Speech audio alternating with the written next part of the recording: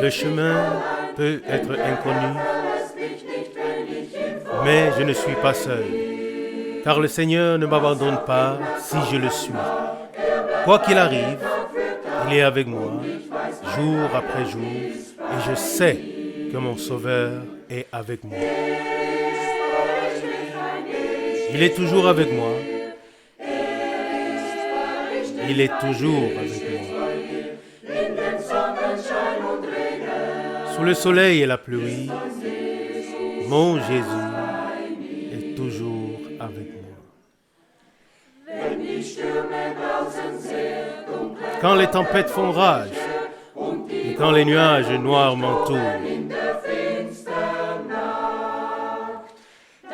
et les flots se déchaînent autour de moi dans la nuit obscure, il me tient par la main, lui qui a banni toute crainte, car dans son amour il me garde. Il est toujours avec moi. Il est toujours avec moi. Sous le soleil et la pluie, mon Jésus est toujours avec moi.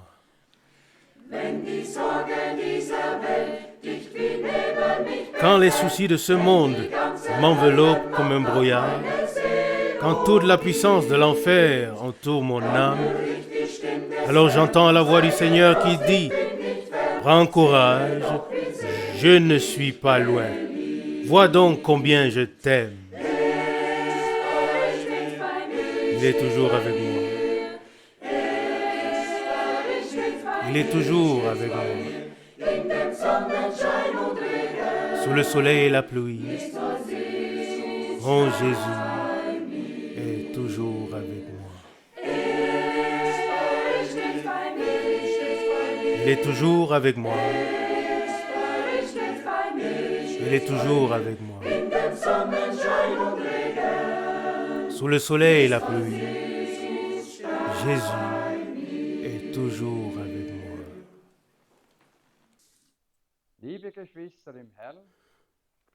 Bien-aimés, frères et sœurs dans le Seigneur, pour cette communion spéciale d'aujourd'hui à Zurich, nous vous saluons tous, ou nous saluons tous ceux qui sont venus, et aussi tous ceux qui sont connectés dans le monde entier, dans le précieux nom de notre Seigneur Jésus-Christ.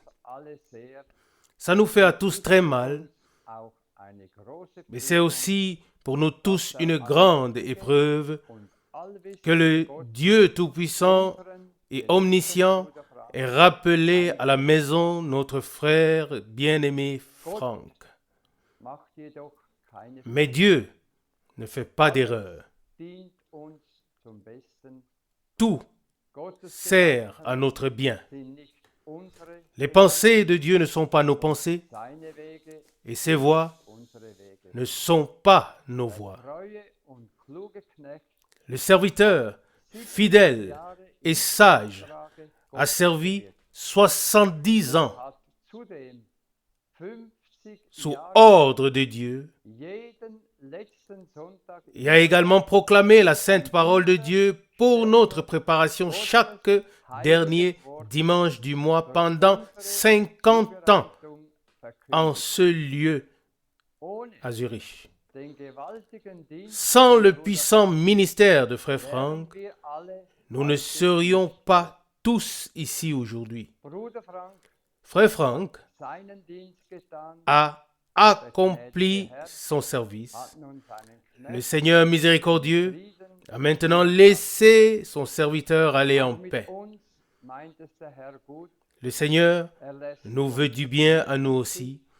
Il ne nous abandonne pas, car, selon sa parole, à la fin du temps de la grâce, il est en train d'achever glorieusement son œuvre de rédemption. Avant que nous ne puissions prier, j'aimerais lire une parole de consolation tirée d'Apocalypse chapitre 21, les versets 1 à 7. Apocalypse 21, verset 1. Puis je vis un nouveau ciel et une nouvelle terre, car le premier ciel et la première terre avaient disparu et la mer aussi n'existait plus. Et je vis descendre d'auprès de Dieu la ville sainte, une nouvelle Jérusalem, venue comme une épouse parée pour son époux. Puis j'entendis du ciel une voix forte qui disait, « Voici le tabernacle de Dieu avec les hommes. Il habitera avec eux et ils seront son peuple. Oui, Dieu lui-même sera au milieu d'eux. » Verset 4. Et il essuiera toutes les larmes de leurs yeux, et la mort ne sera plus, et il n'y aura plus ni deuil, ni cri de lamentation, il n'y aura plus de douleur, car les premières choses ont disparu. Verset 5. Alors celui qui était assis sur le trône dit, « Voici, je fais toutes choses nouvelles. » Puis il poursuivit, « Écris, car ces paroles sont certaines et véritables. » Verset 6. Il me dit encore, « C'est fait, je suis l'alpha et l'oméga, le commencement et la fin. À celui qui a soif, je donnerai à boire de la source de l'eau de la vie gratuitement. » Verset 7. Celui qui vaincra héritera ces choses, et je serai son Dieu, et il sera mon fils. Amen. Jusqu'ici, cette précieuse et sainte parole. Au verset 4 se trouvent les paroles de consolation. Verset 4, et il essuiera toutes larmes de leurs yeux. Il les fera aussi pour nous. Et la mort ne sera plus, et il n'y aura plus de deuil, ni de cris de lamentation, il n'y aura plus de douleur, car les premières choses ont disparu. Comme c'est merveilleux. Et ça descend au vainqueur, à la troupe rachetée par le sang. Il est écrit au verset 7, Apocalypse 21, verset 7, « Celui qui vaincra héritera de ces choses, et je serai son Dieu, et il sera mon fils. » Amen.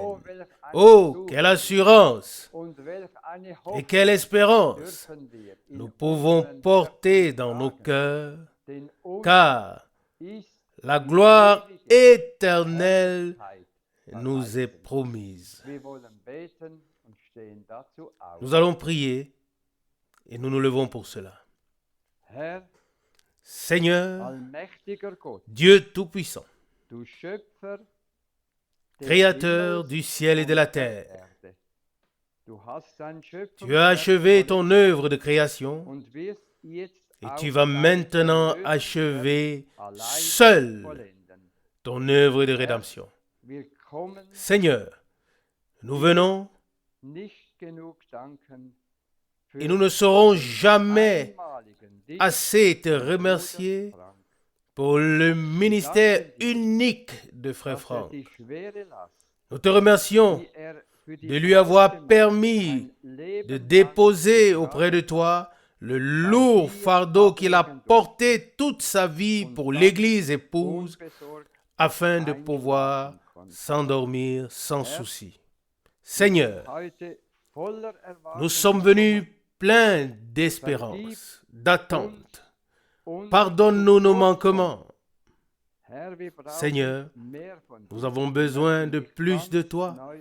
Nous aimerions t'expérimenter nouvellement. Que ton esprit vienne sur chacun d'entre nous et qu'il te glorifie aujourd'hui au milieu de nous.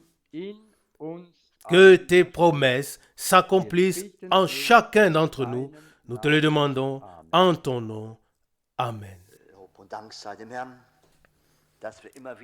Louange et remerciements soient rendus au Seigneur de ce que nous pouvons toujours nous glorifier de la grâce de notre Seigneur et de l'œuvre qu'il a accomplie pour nous sur la croix de Golgotha. Ce matin encore, nous sommes très reconnaissants à Dieu de sa grande grâce et pour son amour et pour sa fidélité. Et ce compositeur de cantiques, lui aussi, ne cesse de l'exprimer. Oh, combien merveilleux est la fidélité et l'amour du Seigneur, du Sauveur. Nous pouvons être infidèles, mais lui, il demeure toujours fidèle. Et pour cela, nous sommes très reconnaissants de ce qu'il ait pitié de nous dans nos faiblesses et qu'il nous aide toujours dans toutes les situations de notre vie. Avant de prier, je voudrais lire une parole de Dieu tirée du prophète Ésaïe au chapitre 12. Ce sont des paroles précieuses. Ésaïe chapitre 12, à partir du verset 2. En vérité, Dieu est mon salut. Je suis plein d'assurance et je ne crains rien. Amen. Car Dieu le Seigneur est ma force et le sujet de mes louanges. Et il est devenu pour moi un sauveur. Verset 3. Et vous puiserez avec joie de l'eau aux sources du salut. Et en ce jour-là, vous direz, louez le Seigneur, publiez son nom, faites connaître parmi les peuples ses grandes œuvres, proclamez que son nom est élevé. Verset 5. Célébrez le Seigneur, car il a fait des choses glorieuses. Qu'elles soient connues de toute la terre. Et nous pouvons dire que cela sera fait connaître sur toute la terre. La parole de Dieu doit s'accomplir en tout point.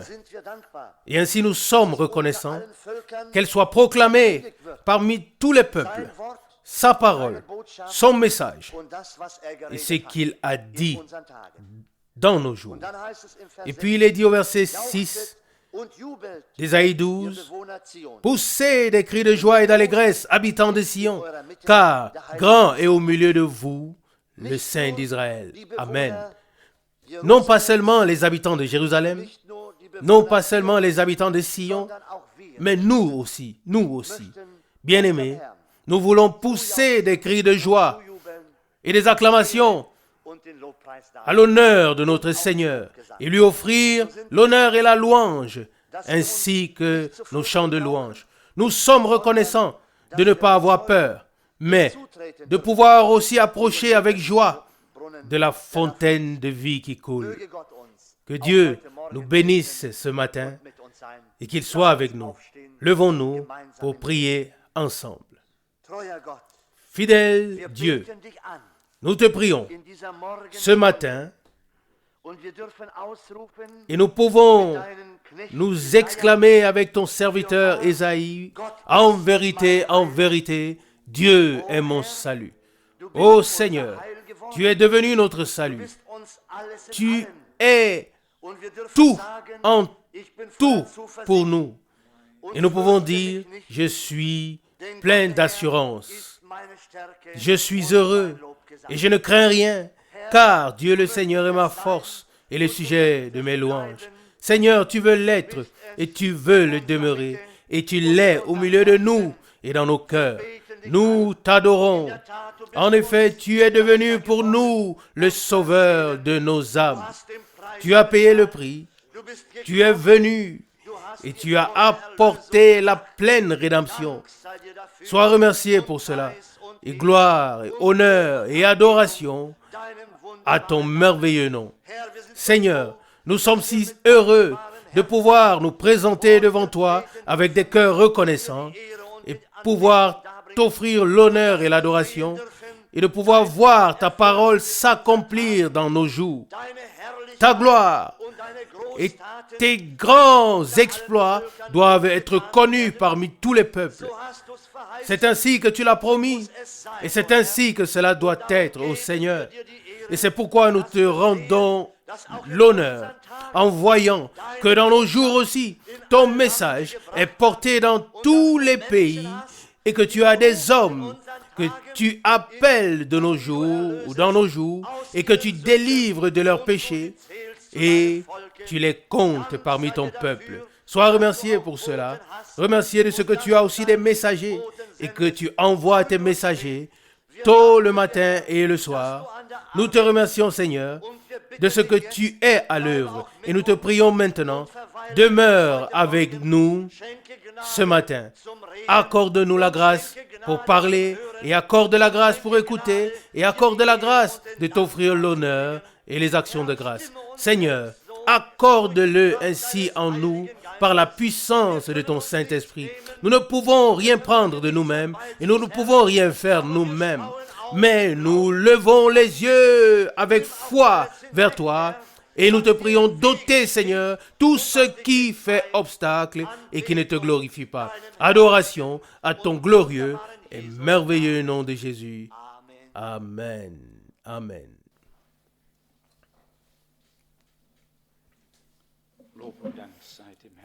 Louange et remerciements soient rendus au Seigneur. En fait, je voulais prononcer la phrase que le Seigneur a prononcée lorsqu'il s'est présenté parmi les siens.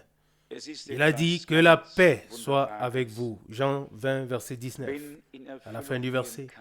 C'est quelque chose de simplement merveilleux de voir se réaliser ce que Dieu a fait dire par le prophète Ésaïe, à savoir que ces messagers partent en paix, dans la paix, et sèment des graines de justice, des semailles de justice. J'ai réfléchi non seulement depuis hier soir, mais aussi avant. Réfléchi sur ce dernier voyage et réfléchi de manière générale aux années durant lesquelles les semailles ont eu lieu. La grâce que Dieu a accordée a consisté à chercher la paix, à poursuivre la paix, à ne jamais utiliser une connaissance pour semer la discorde, mais mettre en avant ce qui nous unit, ce que nous avons en commun, et de ne pas écouter certaines choses qui ont été dites, mais dans la foi et dans la confiance que l'heure de Dieu arrive.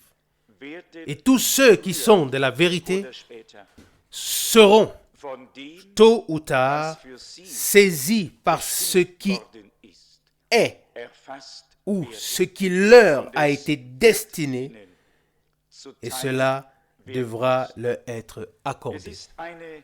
Amen. C'est une chose que nous pouvons aussi observer particulièrement dans le ministère de Frère Branham.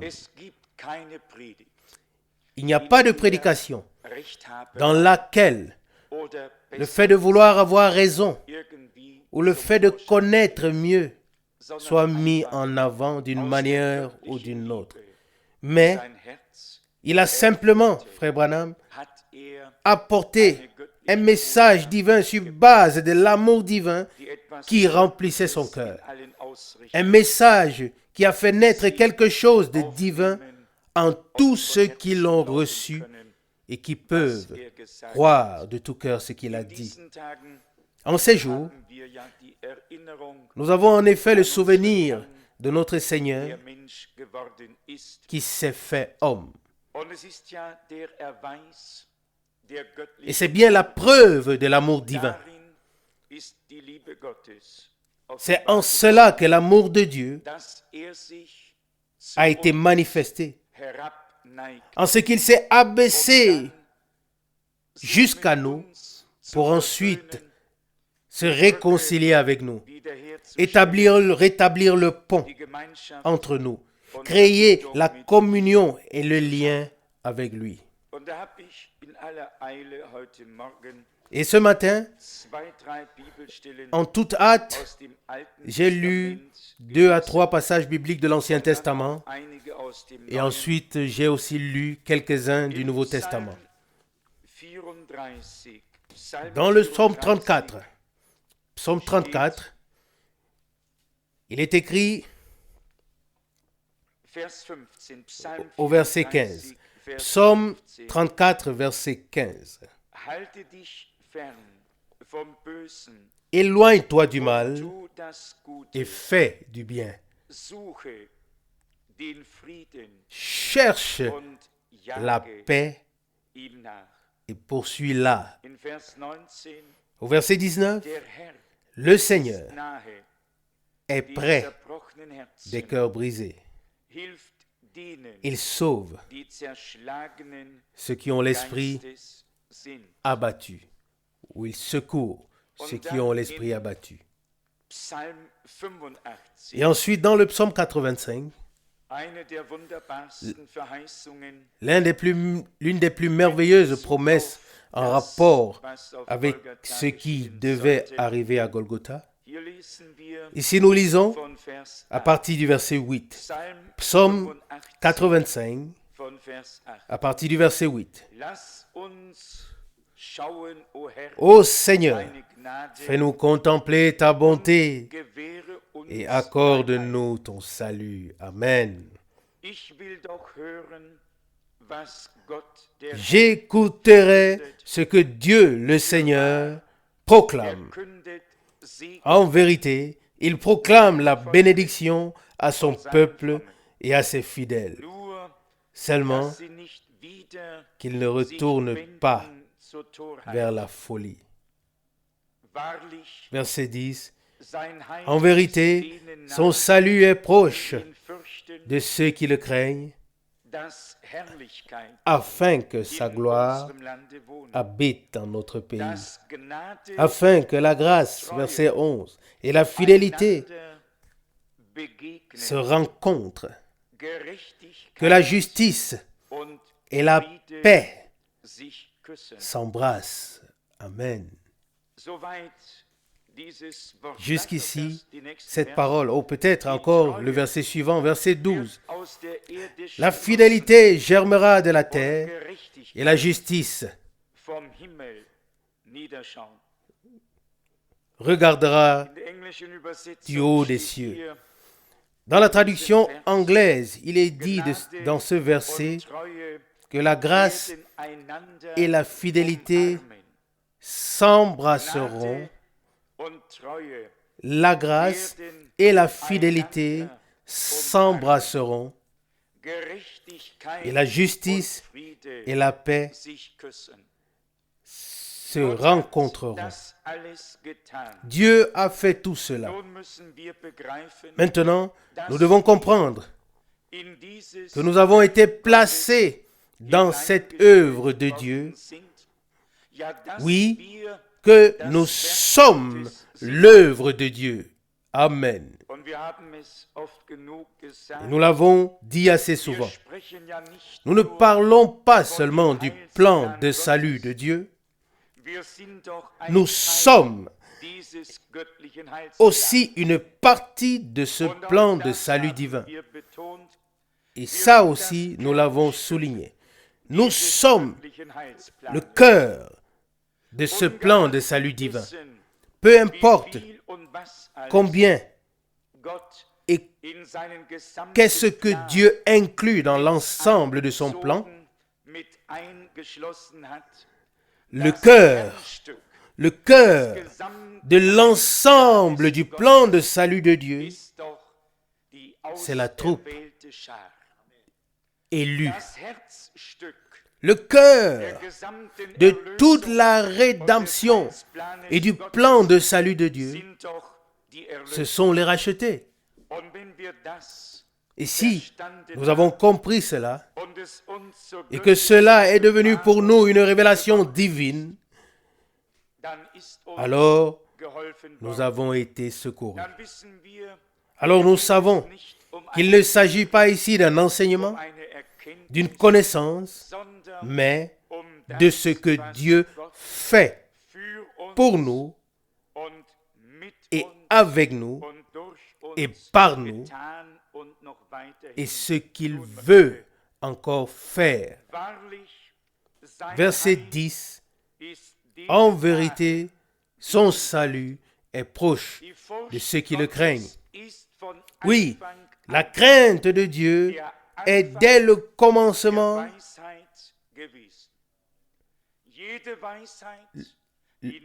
la crainte de Dieu est le commencement de la sagesse depuis le début. Toute sagesse qui n'est pas ancrée dans la crainte de Dieu, nous pouvons la laisser à la maison. Toute proclamation, tout enseignement, tout ce qui n'a pas été fondé dans l'amour et la crainte de Dieu ne peut pas être une bénédiction. Et ici, nous avons lu que notre Dieu proclame la bénédiction. Et cette bénédiction n'a pas seulement été proclamée, elle est venue. Elle est venue en Jésus-Christ, notre Sauveur. Tout ce qui était prophétisé dans l'Ancien Testament, ou qui était une prophétie dans l'Ancien Testament, est devenu réalité divine dans le Nouveau Testament. Toutes les promesses, depuis Genèse 3, verset 15, jusqu'à Malachie, chapitre 3, verset 1, ont été données en référence à Christ et sont devenues des réalités divines en lui. Il est dit ici au verset 8, « Ô Seigneur, fais-nous contempler ta bonté et accorde-nous ton salut. » Ça, c'était dans l'Ancien Testament. Oui, c'était dans l'Ancien Testament le désir des prophètes, du peuple de Dieu et de tous ceux qui attendaient le salut d'Israël. Et aujourd'hui, sans écorcher ce verset, nous pouvons dire en vérité, « Seigneur, tu nous as fait voir ton salut. Amen. Seigneur, tu nous as donné ta grâce. Seigneur, tu nous as accordé ton salut. » Nous devons comprendre, et cela par révélation divine, non pas avec l'intellect, sinon nous allons à chaque fois recommencer à zéro. Mais si nous avons compris par révélation qu'il s'agit d'une œuvre accomplie de Dieu et que toutes les choses qui nous ont été promises dans la parole prophétique nous ont été données en Christ et sont devenues réalité, alors chacun peut se réjouir de tout son cœur. Il reprend le verset 8. « Ô Seigneur, fais-nous contempler ta bonté et accorde-nous ton salut. » Dites-le aujourd'hui. Dis-le dans ton cœur aujourd'hui. Dis, Seigneur, j'ai pu contempler ton salut. J'ai reçu ta grâce. Seigneur, tu m'as secouru. Amen. Cela doit devenir une certitude personnelle et une expérience par grâce. Il reprend le verset 10. « En vérité, son salut est proche de ceux qui le craignent. » Cette crainte de Dieu n'est pas une crainte qui conduit à ce que l'on se cache, non. Elle n'est pas une crainte d'un châtiment, mais un respect que l'on doit avoir pour Dieu, le Dieu saint, de toute éternité. La crainte de Dieu. Il reprend le verset 10. « En vérité, son salut est proche de ceux qui le craignent, afin que sa gloire habite dans le pays. » Verset 11. « Afin que la grâce et la fidélité se rencontrent, que la justice et la paix s'embrassent. Quelle parole puissante. Je ne sais pas. Il me semble que nous le lisions aujourd'hui pour la première fois. Mais cela est écrit depuis longtemps dans la Bible. Cela n'a pas été écrit hier. Cela a été proclamé, cru, expérimenté depuis longtemps, à travers des siècles, pour ne pas dire des millénaires. De la même manière que les prophètes et les hommes de Dieu ont prononcé ces choses, de la même manière, elles sont devenues des réalités divines par grâce. Amen. Dans le psaume 122, il est dit, je lis à partir du verset 1, ou bien le verset 1 et ensuite le verset 6 et 7. Et peut-être jusqu'à la fin. Psaume 122, verset 1. Je me suis réjoui quand on m'a dit, allons dans la maison du Seigneur. Ainsi nos pieds se tiennent dans tes portes, Jérusalem. Je ne veux pas lire plus loin, vous connaissez ce psaume. Je continue à partir du verset 6. Apportez à Jérusalem des salutations de paix. Salut à ceux qui t'aiment. Verset 7. Que ta paix règne entre tes murs et le repos dans tes palais. Verset 8. À cause de mes frères et de mes amis, je veux te souhaiter la paix.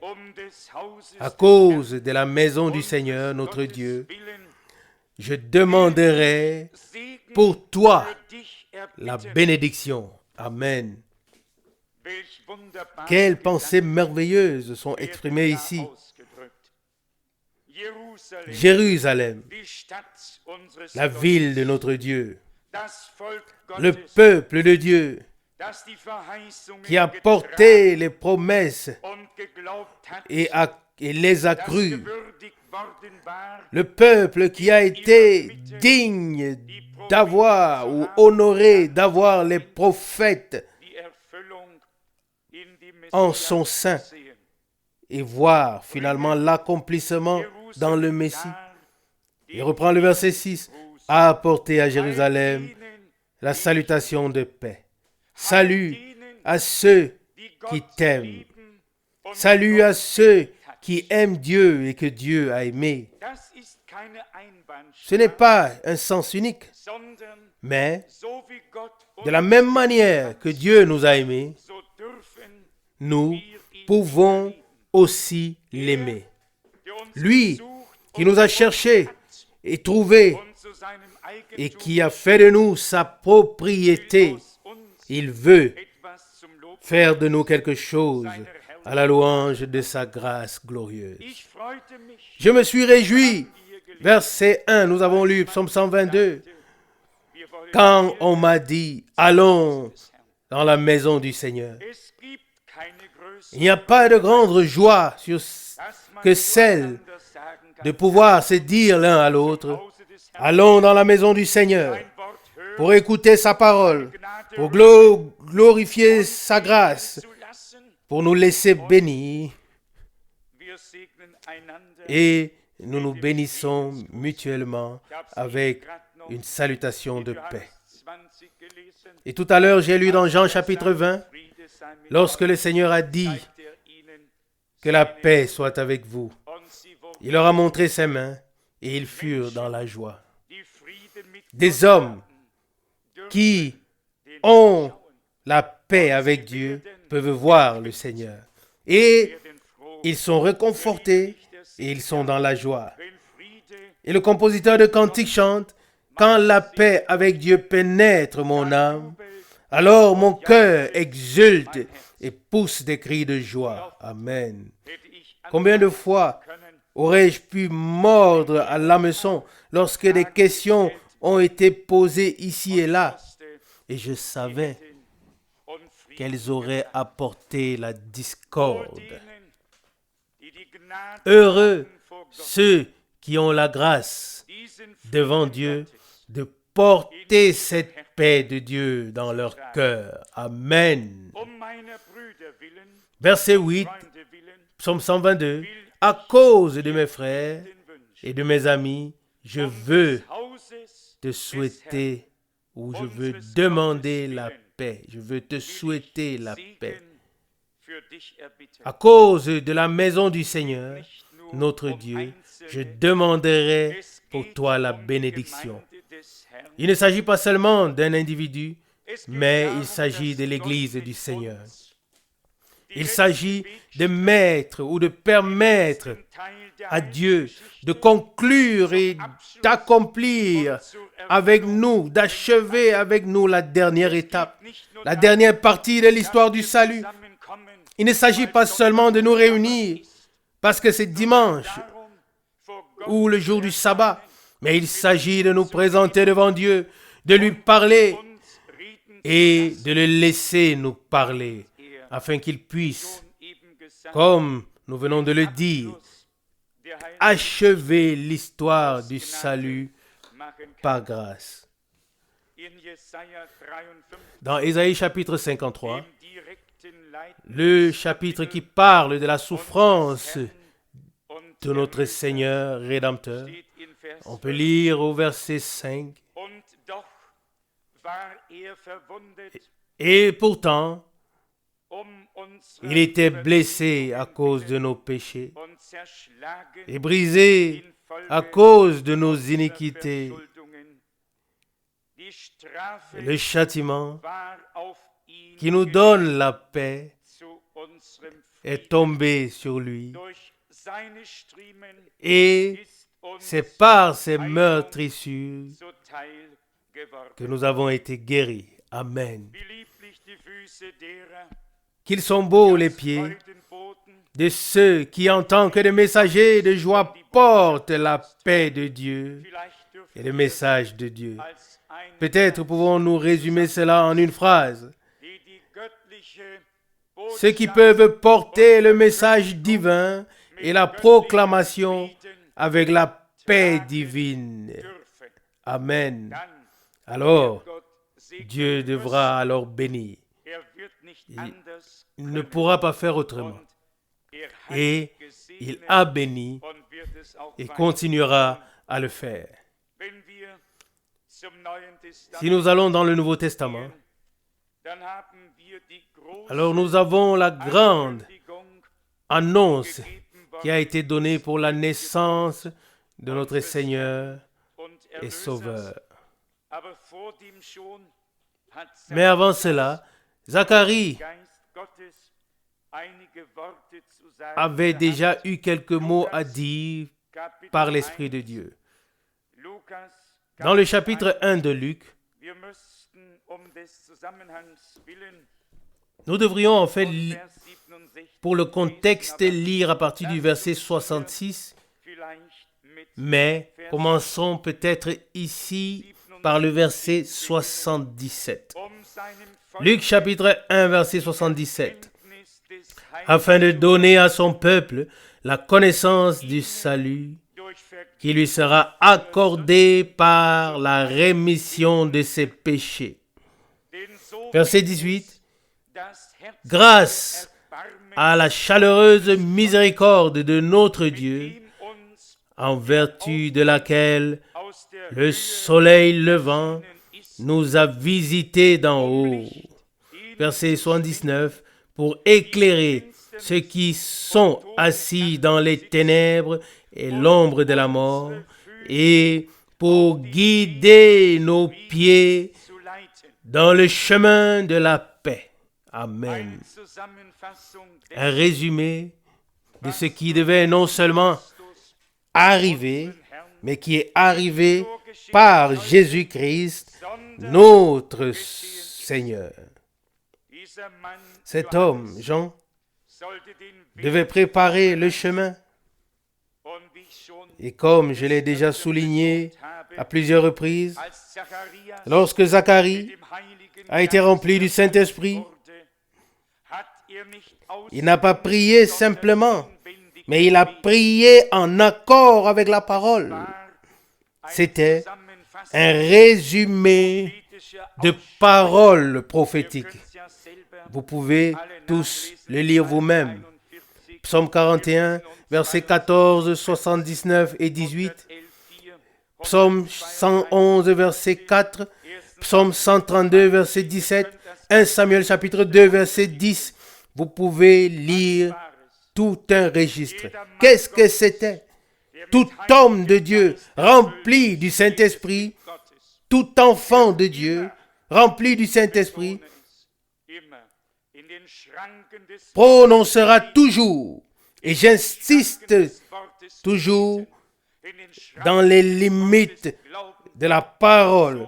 Il priera dans les limites de la parole. Il croira dans les limites de la parole. Et ainsi, nous serons aidés à vivre dans les limites de la parole. Car ce n'est que dans les limites divines de sa parole que la vie véritable divine peut se manifester. Cet homme de Dieu, rempli de l'Esprit Saint, tout comme auparavant, Marie, qui a élevé sa louange et son adoration, ici dans Luc chapitre 1, à partir du verset 46. Et voyez, c'est pareil. Oui, comme dans 1 Samuel chapitre 2, verset 1 jusqu'à 10, et tous les autres passages bibliques, Psaume 11, verset 9, Psaume 103, verset 17, Psaume 89, verset 11, Psaume 147, verset 6, et tous les passages jusqu'à 1 Samuel chapitre 2, verset 7, verset 5 et 7. Tout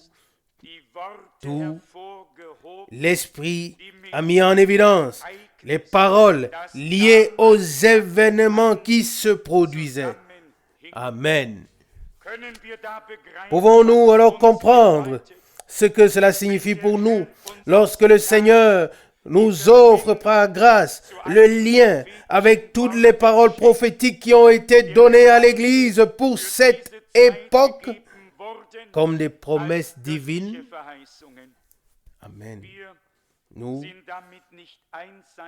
avec cela, nous ne sommes pas unilatérales, mais nous touchons au cœur de la prophétie biblique lorsque nous pouvons inscrire l'action de l'histoire du salut ou maintenant la conclusion de l'histoire du salut dans la Bible. Oui, la placer dans la Bible, le montrer et dire Dieu l'a prédit et cela s'accomplit sous nos yeux. Ces hommes, et nous pouvons le remarquer ici, ont donné l'espace à l'Esprit de Dieu. Ils ont donné la place à l'Esprit de Dieu. Ils ont présenté leur action de grâce à Dieu, au Dieu Tout-Puissant, conformément aux promesses qui avaient été faites dans la parole. Si nous faisons de même dans ces jours, dans nos jours, alors cela prouve simplement que nous voyons avec foi les choses que Dieu nous a promis, oui, et que nous attendons avec foi, sur lesquelles nous comptons avec foi, et sur le fait qu'elles trouveront leur accomplissement par grâce. Et comme l'a fait Zacharie, qui a reçu la promesse en référence à Jean, car c'est la prophétie qui devait également s'accomplir par ce biais. Ésaïe 40, versets 3 et 4, Malachie chapitre 3, verset 1. Et qu'est-ce qui s'est passé? Oui, il n'a pas pu se ressaisir pour croire tout cela. C'était peut-être très élevé pour lui, mais cependant, il a loué et glorifié le Seigneur. Ici, il est dit au verset 77, Luc chapitre 1, pour donner à son peuple la connaissance du salut qui lui sera accordée par le pardon ou la rémission de ses péchés. Ainsi, il ne s'agit pas seulement d'une connaissance qui reste dans l'espace, au sujet de laquelle on peut disputer ou débattre. Mais cette connaissance divine du salut conduit à l'expérience, à une expérience avec Dieu, à une expérience du pardon des péchés. À quoi me sert à moi ou à toi ou à nous tous, à quoi nous sert la connaissance de la justification, de la sanctification de tous ces enseignements et de toutes ces promesses bibliques si nous en restons à la connaissance et ne sommes pas conduits à l'expérience et ainsi à la possession de ces choses. Dans le temps que Dieu a fixé pour que sa parole s'accomplisse, ces choses qui étaient écrites auparavant comme des promesses, ces choses deviennent des réalités divines en ceux qui ont été destinés à y prendre part. Oui, en premier, il s'agit de recevoir la parole promise et à y associer la foi. Et ensuite, l'Esprit de Dieu vient sur nous et la puissance du Très-Haut nous couvre et la semence divine de sa parole doit éclore. Amen. Il ne peut pas en être autrement. Il en a été ainsi jusqu'ici. Est-ce que Dieu a changé ses voies ou ses projets? Jamais et au grand jamais. Le glorieux Dieu d'Israël ne ment jamais. Il est fidèle à sa parole. Et laissez-moi aller un peu plus loin. Il se tient aux côtés de tous ceux qui ont reçu sa parole avec foi. Et il ne veille pas seulement sur sa parole, mais il veille aussi sur ceux qui ont reçu sa parole avec un saint respect comme une promesse dans la foi. Et c'est ainsi qu'il veille maintenant sur nous. Et le gardien d'Israël ne sommeille ni ne dort. Selon Psaume 121, 4, il sera à notre secours et notre salut. Il est dit dans le verset suivant, Luc chapitre 1, verset 78, grâce à la merveilleuse ou bien à la chaleureuse miséricorde de Dieu. Pas seulement la miséricorde, mais la chaleureuse miséricorde de notre Dieu. Heureux les miséricordieux, car ils obtiendront miséricorde. Matthieu 5, verset 7. Notre Dieu a donné de tout son cœur sa miséricorde et sa grâce. Non pas seulement comme une nécessité, mais par l'impulsion, la pression de l'amour divin. Ainsi, Dieu a aimé le monde et il a donné son Fils engendré. Jean 3, verset 16. Bien-aimés, il n'y a rien d'autre qui submerge autant que l'amour de Dieu. Celui qui peut devenir des charbons ardents, cet amour, sur une tête toute froide. L'amour de Dieu a de la chaleur en lui. On peut s'y réchauffer, on peut même s'y brûler. Ce n'est pas une image, comme l'a dit un jour Frère Branham, que l'on peint sur un mur ou sur un tableau, mais dans l'amour divin, dans le feu divin, il y a de la vie, il y a de la chaleur, il y a de la lumière. Là se trouve ce qui en fait partie. Qu'en est-il de toi aujourd'hui? Qu'en est-il de moi aujourd'hui? Lorsque nous chantons que le feu de l'amour brûle, que le feu de l'amour brûle, et nous sommes là comme des glaçons qui pendent. Oui, à quoi sert notre chant? La froideur nous fera mentir. Non, nous devons maintenant nous ranger du côté de Dieu dans la foi et dire, Seigneur, nous ne vivons pas dans les jours où les promesses continuent d'être annoncées et annoncé, mais nous vivons dans les jours où toutes les promesses de Dieu doivent devenir oui et amen, car le temps de leur accomplissement est venu. Amen. Ainsi, c'est ainsi que le veut la chaleureuse miséricorde de notre Dieu. Bien-aimé, cela me submerge. Dieu nous a aimés intimement et de tout son cœur. Et c'est avec cet amour intime et chaleureux que nous pouvons aussi l'aimer parce que la miséricorde de Dieu nous a été accordée. Amen.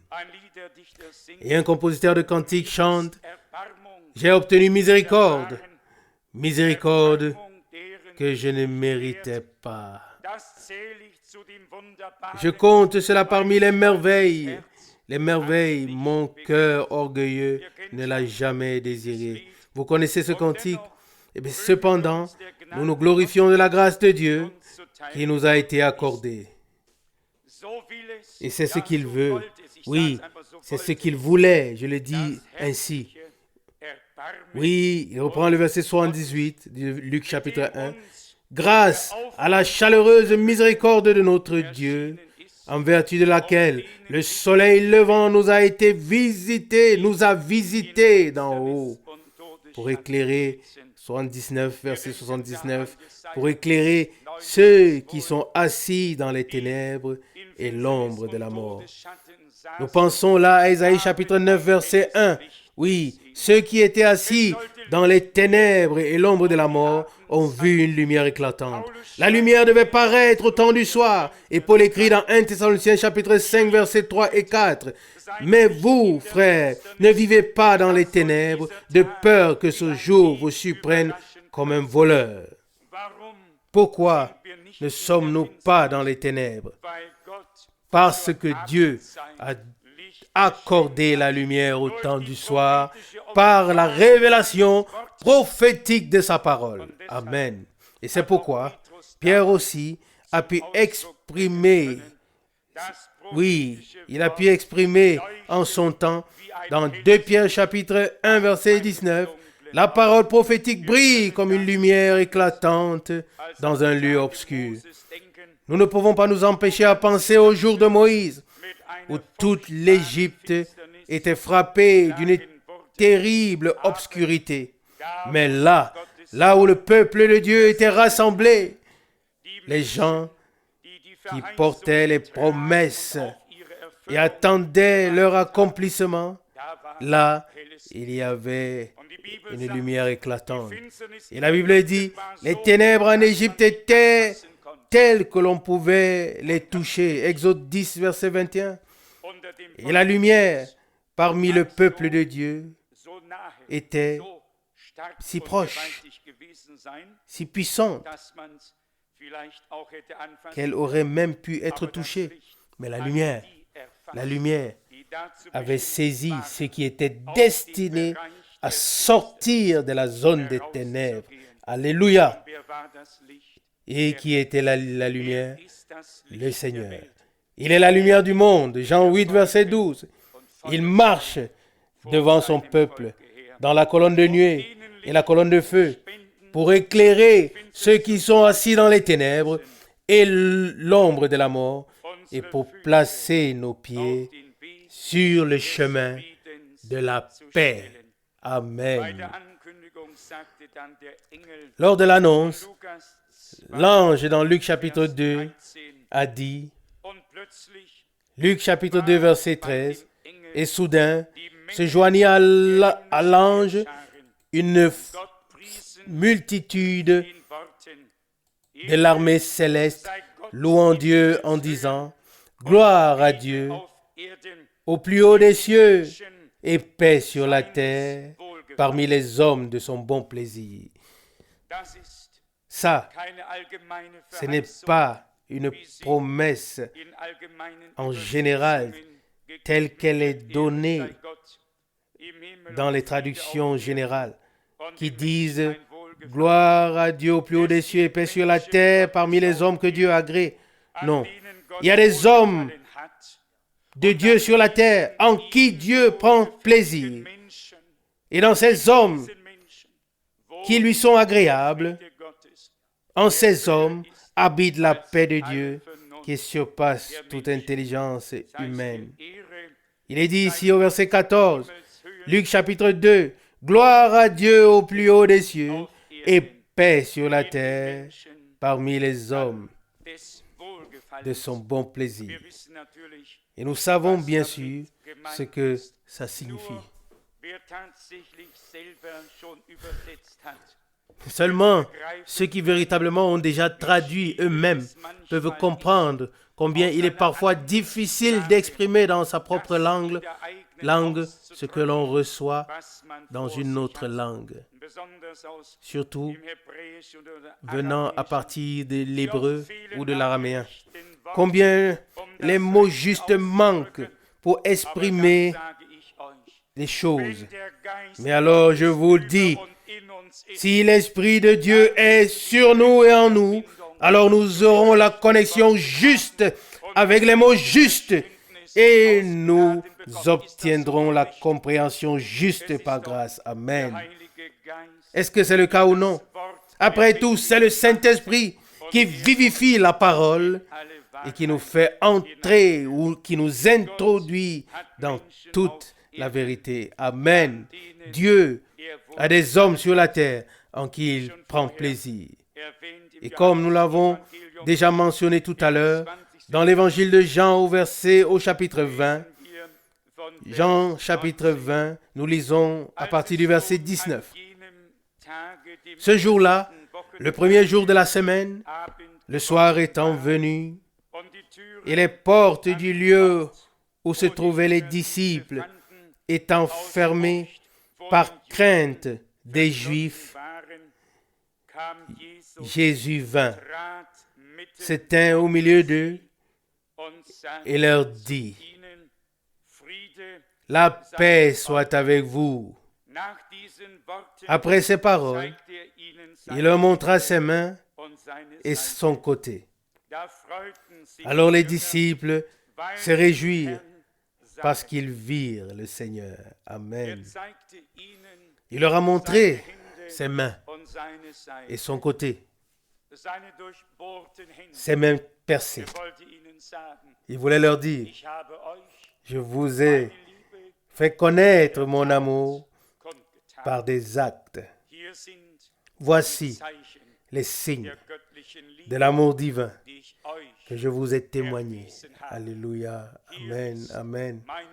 Voici mon côté, d'où a coulé le sang pour vous racheter. Merci.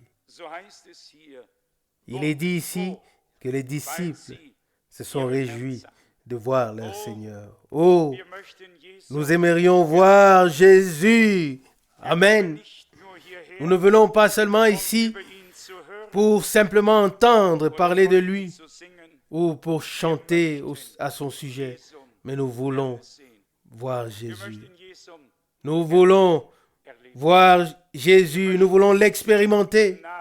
Nous voulons être proches de lui en ces jours. Et nous voulons qu'il soit proche de nous, qu'il nous montre ses mains, qu'il nous montre son côté, afin que nous comprenions. Il nous a rachetés. Il nous a appelés par nos noms. Alléluia! La justice et la paix se sont embrassées et la grâce et la vérité se sont rencontrées. Amen.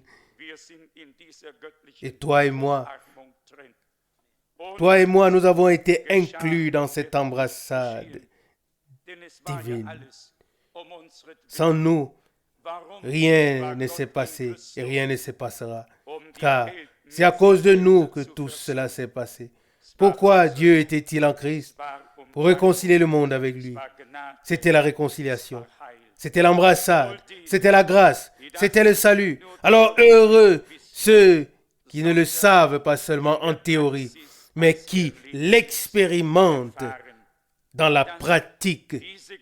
Amen. Qui expérimentent que cette grâce de Dieu peut effectivement se manifester. Le Seigneur nous ordonne que lorsque nous entrons dans une maison, que nous puissions apporter à cette maison une salutation de paix. Oh, que Dieu le fasse de nous, qu'il fasse de nous de tels hommes. Je le désire et je veux répondre par ces paroles à mon Sauveur. Et je sais que je ne peux pas le produire de moi-même. Mais de la même manière, je sais que le Seigneur n'a pas seulement fait des paroles, mais qu'il est derrière chacune de ces paroles avec des actes. Et si cela nous a été promis ici, alors c'est possible. Si cela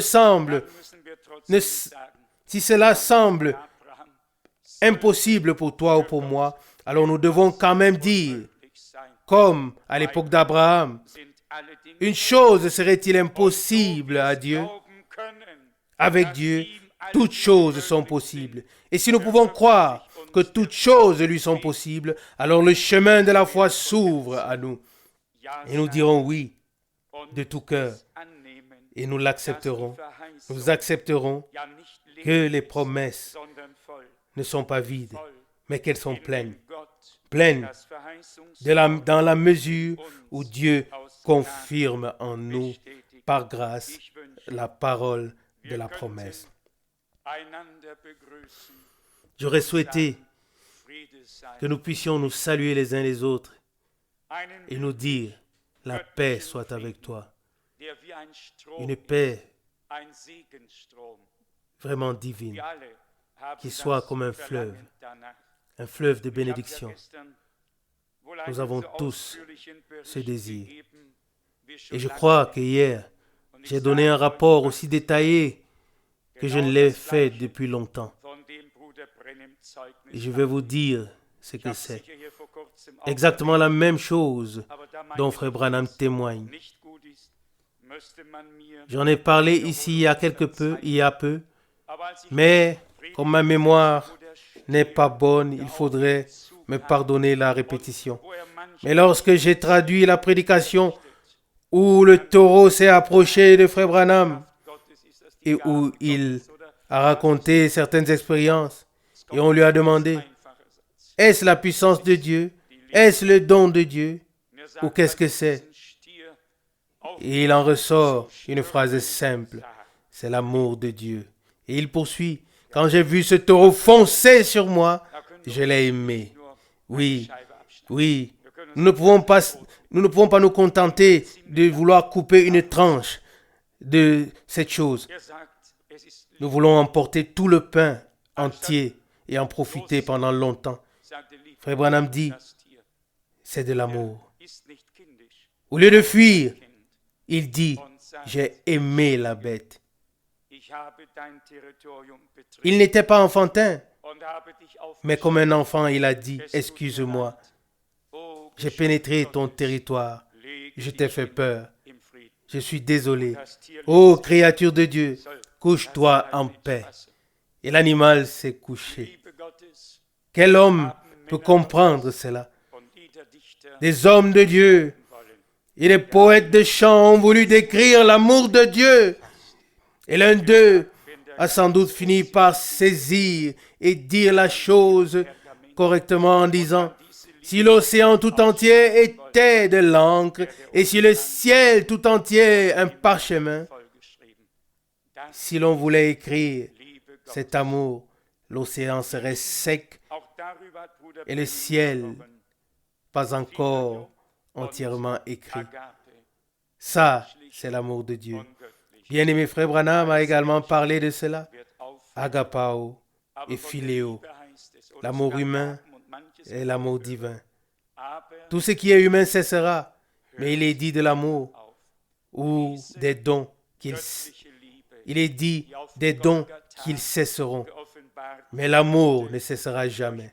Cet amour divin qui a été révélé à Golgotha par notre Rédempteur pour tous les rachetés, que cet amour puisse maintenant être manifesté en tous les rachetés par lui et les uns envers les autres par grâce.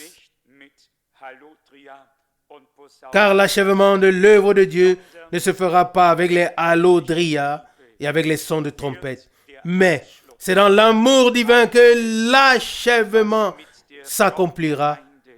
Oui, que s'accomplira l'achèvement de tout ce qui est en rapport avec l'Église épouse, intégré dans l'amour, parvenant à l'achèvement.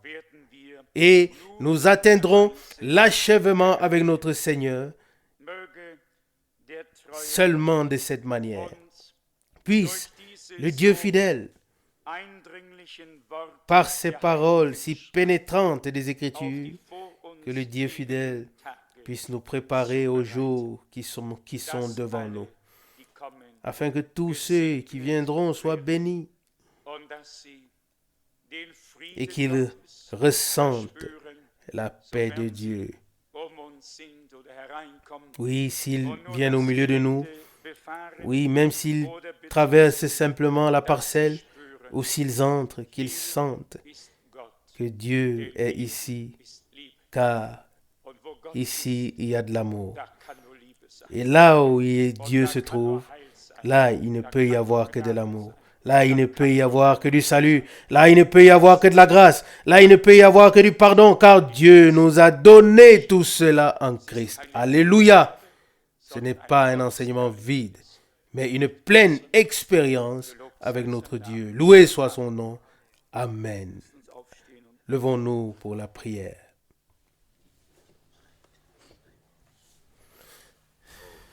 Ô Seigneur, Père céleste, nous te disons merci du plus profond de nos cœurs pour ta puissante parole. Ta parole est la vérité. Ta parole apporte la vie. Ta parole est la lampe à nos pieds et une lumière sur notre sentier. Seigneur, lorsque nous regardons dans ta parole, c'est comme si nous regardons dans un miroir. Nous te prions, ô Seigneur, moi, pour moi, personnellement, et chacun pour soi. Aide-nous à être placés dans cet amour que tu as eu. Alléluia. Complètement, totalement dans ton amour, comme nous l'avons entendu, comme il en était pour ton serviteur, notre bien-aimé frère Branham. Seigneur, ce n'est pas encore le cas. Nous ne le disons pas comme si nous l'avons déjà atteint, mais nous te le demandons. Tu l'as préparé pour nous. Et nous te prions, donne-le à chacun d'entre nous. Cet amour total pour toi, pour ta parole, et les uns pour les autres, ô Seigneur. Ô Jésus, nous levons les yeux vers toi dans la foi et dans la confiance en cette heure matinale. Qu'est-ce que tu veux, Seigneur? Que nous puissions marcher comme tu as marché, que nous soyons dans l'amour comme tu le veux. Seigneur, nous t'adorons et nous te prions de nous conduire tous, oui, et de nous conduire tous dans cet esprit de douceur et d'humilité. Ôte de nous tout ce qui n'est pas agréable ou ne t'est pas agréable, ô Seigneur, et donne-nous ta paix divine comme tu l'as proclamé. Nous avons besoin de cela, Seigneur. Accorde-le-nous par grâce, que nous puissions voir tes mains percées, Seigneur, ce matin, comme ceux qui ont vu, qui ont pu le voir en ce temps-là, ô Dieu. Adoration et gloire en ton nom. Seigneur, nous te prions, crée beaucoup de prières dans nos cœurs afin que nous puissions te rencontrer ce matin, que nous puissions dire que tu es avec nous, ô Seigneur, que tu étais avec nous. Seigneur, agis par ton bon et Saint-Esprit. Seigneur, nous ne doutons pas que tu sois au milieu de nous. Tu es au milieu de ton peuple, car tu es là où ta parole est proclamée en vérité. Et tu es là au milieu de nous. Nous t'adorons et nous te prions. Aide mes frères, aide mes sœurs, aide-nous tous en ces jours. Aide tous ceux qui vont venir. Seigneur mon Dieu, C'est notre prière intime.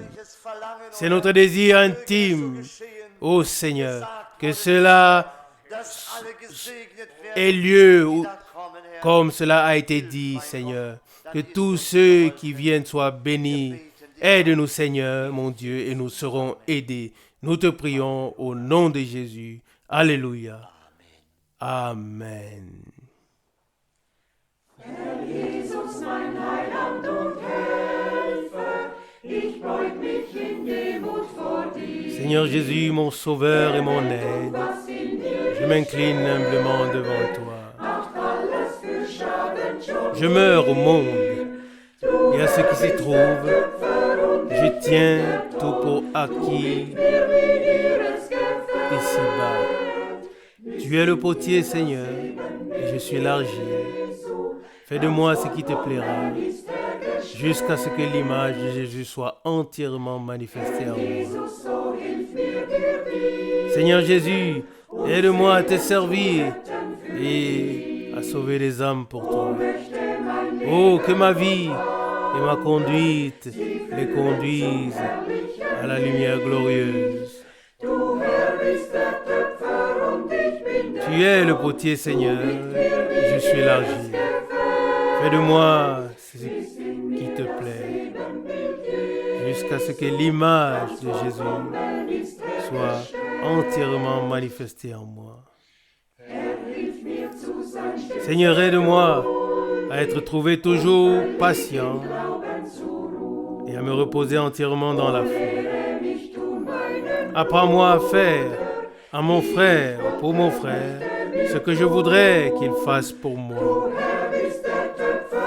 Toi, Seigneur, tu es le potier et je suis l'argile. Fais de moi ce qui te plaira, jusqu'à ce que l'image de Jésus soit entièrement manifestée en moi. Seigneur Jésus, accorde-moi la fidélité. Alors, je résisterai fermement à l'ennemi. Je veux être prêt à partir ce jour. Tu es le potier, Seigneur, et je suis l'argile. Fais de moi ce qui te plaira, jusqu'à ce que l'image de Jésus soit entièrement manifestée en moi. Amen.